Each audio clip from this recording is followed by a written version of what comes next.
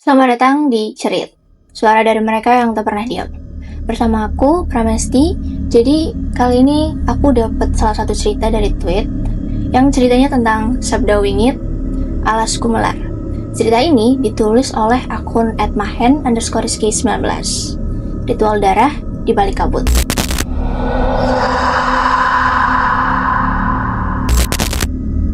Damai di desa ini gak pernah datang gratis. Selalu ada harga yang harus dibayar. Jadi, ceritanya, hujan turun tiba-tiba, gak ada angin, gak ada petir, dan langit di desa Cangu seperti runtuh begitu saja. Air hujan jatuh lurus, tipis-tipis, menghantam atap rumah, daun pisang, dan tanah merah di lereng Alas Gumelar. Tapi bukan hujan deras, tapi jatuhnya konsisten. Seolah hujan itu bukan buat membasahi bumi, tapi buat menandainya. Tanah yang tadinya merah itu berubah jadi gelap, licin, dan baunya sedikit anyir. Kabut mulai keluar dari dalam Alas Gumelar. Tebal, dingin, dan rasanya seperti hidup. Kabut itu menerai pelan, masuk ke kebun, ke jalan setapak, bahkan ke kolong rumah warga. Anehnya, kabut itu gak gerak karena angin. Dia bergerak seolah tahu kemana dia harus pergi. Warga di desa Cangu cuman tahu satu hal. Kalau hujan turun bebarengan sama kabut, berarti malam itu bakal ada satu nyawa yang harus diambil. Dan persoalan ini gak selalu diumumin dan gak selalu disadari. Tapi besok paginya pasti ada orang yang hilang tiba-tiba. Dan dalam 3 bulan terakhir ini sudah 7 orang yang menghilang. Gak ada mayatnya, gak ada darah, gak ada jeritan sama sekali. Yang tersisa cuma pakaian mereka yang terlipat rapi di batas Alas Gumelar. Kadang di akar pohon, kadang di dekat batu tua, seolah-olah mereka melepas raga yang sadar. Dan malam ini giliran Sukma. Sukma merupakan pemuda di desa Cangu. Ia lari sempoyongan di tepi Alas Gumelar. Napasnya putus-putus, dadanya terasa sesak seperti diremas yang gak kelihatan. Kabut tiba-tiba nutup pandangan si Sukma. Pohon-pohon tinggi di sekelilingnya itu menurut Sukma seperti makhluk raksasa yang nunduk liatin dia. Kata Sukma, enggak, aku nggak mau ke sana. Suaranya pecah. Bahkan hampir nggak kedengeran sama dirinya sendiri, saking dia ngerasa takutnya. Dan dia kenal bau tanah ini, tapi bukan bau hujan. Tapi bau tanah yang habis nerima sesuatu. Ingatan Sukma berputar. Dupa hitam yang dibakar, bau bungus taman, dan sesaji di atas nampan, disusun rapi di atas batu tua. Tiba-tiba Sukma mendengar mantra aneh, lebih tua dari bahasa Jawa, mungkin bahasa Sanskerta, yang diucapin oleh lidah yang berat dan napasnya patah-patah. Dan sosok itu adalah sosok tua berjubah kelabu.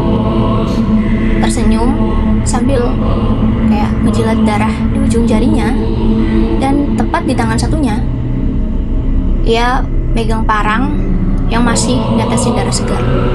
Namanya Dayang Mertaraga. Orang-orang di situ sih nyebutnya dia tabib, dukun, bahkan orang pintar. Dia juga tinggal di tengah Alas Gumelar, di sebuah padepokan yang gak pernah kena matahari sekalipun. Bangunannya cukup sederhana, tapi udaranya selalu lebih dingin dan lebih sunyi. Orang-orang desa Cangu yang kebanyakan datang ke orang pintar ini, mereka selalu bawa penyakit, santet, teluh, dan doa-doa terakhir yang udah gak bisa didengar lagi. Dan Dayang Mertaraga ini selalu dengan mudah menyembuhkan mereka. Tapi dengan satu syarat. Syaratnya yaitu ritual penyucian jiwa di saat hujan turun. Sukma mendadak berhenti. Tanah di bawah kakinya tiba-tiba seperti bergerak, tapi bukan longsor, bukan gempa. Tanah itu seperti bernapas.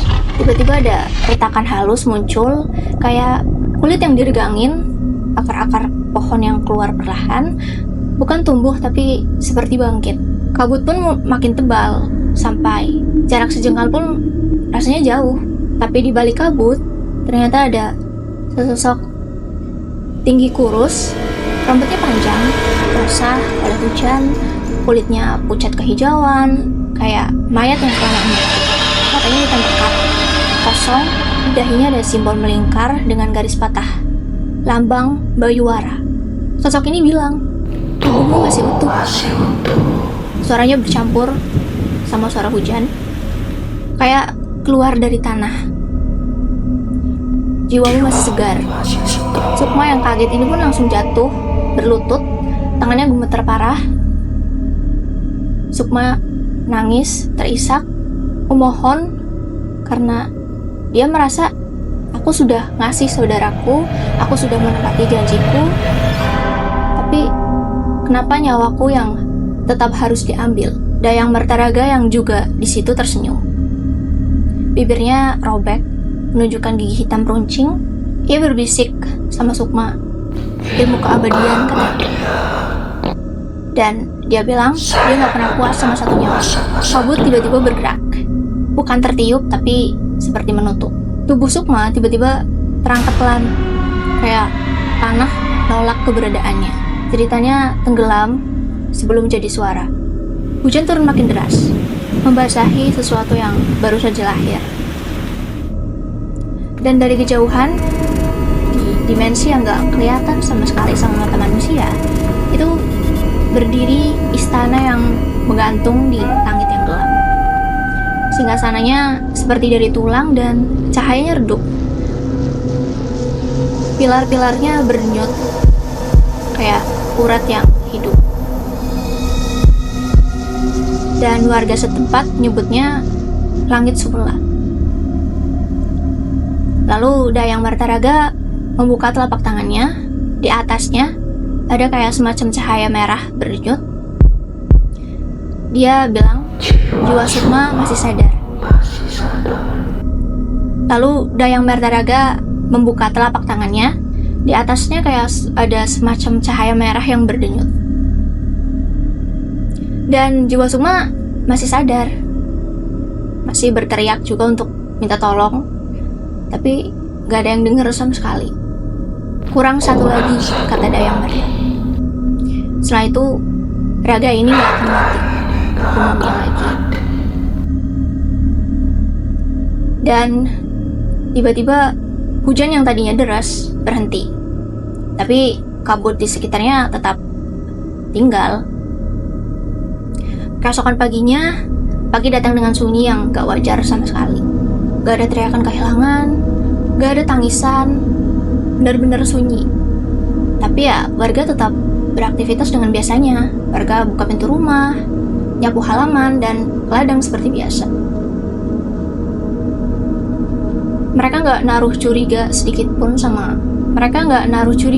pun terhadap Dayang Mertaraga. Yang mereka pikirin ya, semuanya baik-baik aja. Tapi nyatanya enggak. Dan di batas alas Gumelar, sehelai pakaian tergeletak. Ya, itu pakaian Sukma. Dan semua orang tahu pengganti jiwa yang sudah terpilih.